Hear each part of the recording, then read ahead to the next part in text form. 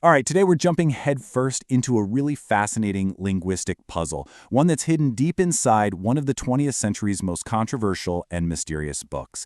This is a story about where words come from, and it asks a pretty wild question. Are they invented by us, or are they maybe echoes from somewhere else? Okay, let's just get right to the heart of it.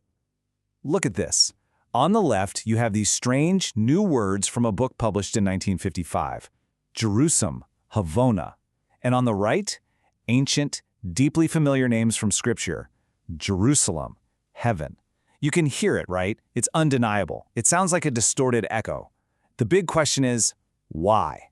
So these words come from a text called the Urantia Book. And this thing is massive. The book claims it wasn't written like a normal book. Instead, it was supposedly channeled or delivered from celestial beings through some person who was in a sleep-like state. It lays out this huge, incredibly complex cosmology that kind of blends spiritual philosophy with what sounds like science fiction. And this all brings us right back to our central mystery. If this book is a totally new, groundbreaking revelation, then why does so much of its core language feel so familiar? Is it just a clever literary trick to pull us in, or is there something much, much deeper going on here? We are going to dig into the evidence. Okay, so first, let's just lay out the evidence. Because these connections, they're not just a couple of random coincidences. When you really start to look closely, you see they fall into these very specific and honestly, very curious patterns. So you can basically sort these similarities into four main buckets. You've got your simple phonetic echoes, like the ones we just saw. Then you have direct name matches, where figures you'd recognize from the Bible just show up. Then it gets a little more abstract with conceptual overlaps, and maybe the weirdest of all, what we could call role reassignments, where familiar characters get entirely new jobs in this giant cosmic bureaucracy. And here's where you can really see these patterns in action. Jerusem is, it's obviously an echo of Jerusalem. Salvington, which is a capital in this universe, clearly plays on the concept of salvation. But look, it gets so much stranger. The biblical figure Michael is here, but he's not just an archangel anymore, he's been promoted to a creator son. And get this little twist, the Bible's singular Ancient of Days is suddenly a plural, Ancients of Days, a council of three divine beings. This isn't just copying and pasting, this is a deliberate, careful transformation. And you know what? The connections don't even stop with the Bible.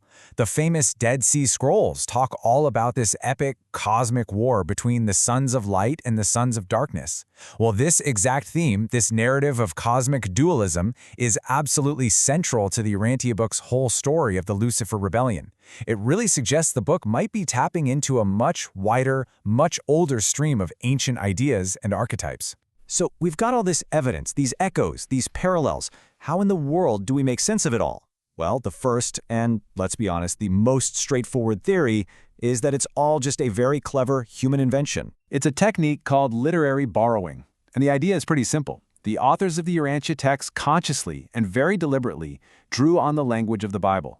They weren't just plagiarizing, no, they were strategically repurposing these familiar sounds and names to make their pretty radical new cosmology feel more accessible and maybe a little more authoritative. But why would you do this? Well, it's a brilliant strategy, really. Think about it. It gives readers an instant foothold. The second you hear a word like Jerusem, your mind already has a whole framework for what a holy city is. It's kind of like a shortcut to credibility, and it lets the text take these biblical ideas and just explode them onto a massive cosmic scale.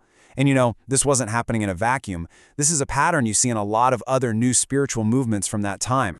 But then, there's another theory. One that actually comes from the claims of the book itself. And this one is a far more bizarre, way more esoteric explanation. It's a theory that suggests these words, they aren't inventions at all. They're echoes from another reality entirely. This is the theory of a universal vibratory language.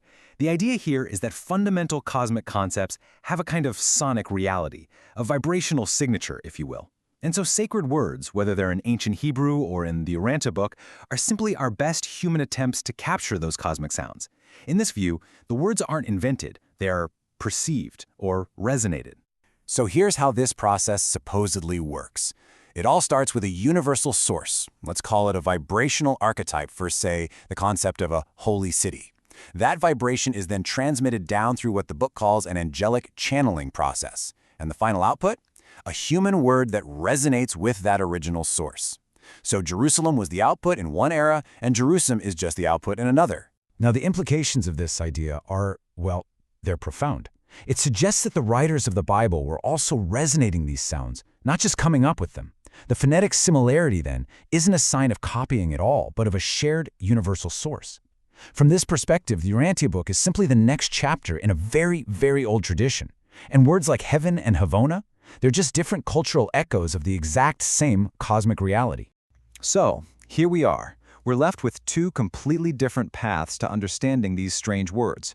One path is grounded in human psychology and clever literary strategy. The other is rooted deep in metaphysics and the idea of cosmic transmission. Let's just boil it right down. Theory 1 argues for conscious, human invention, reshaping old words for a brand new purpose. Theory 2 argues for an unconscious kind of transmission, channeling echoes of a language that exists completely outside of humanity. At the end of the day, it's a choice between creation and reception. But here's what's so fascinating. No matter which theory you find more convincing, the function of these words is exactly the same.